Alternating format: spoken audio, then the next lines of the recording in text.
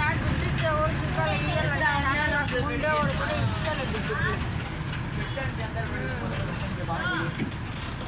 ఎవరు అంతే వచ్చేది 100 రూపాయలు కావాలంటే ఎంత బాధపడదు అంటే మన అన్నీ పక్కగా పెట్టి కూడా దుడ్డు సంపాదించే ఊరు ముందుకి వచ్చేది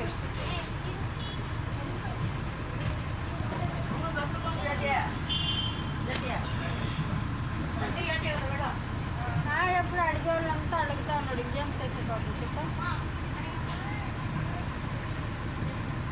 ఇప్పుడు ఇస్తానంటే మీరు నేనే పెడతాను మొత్తం బాగా చెప్పేసి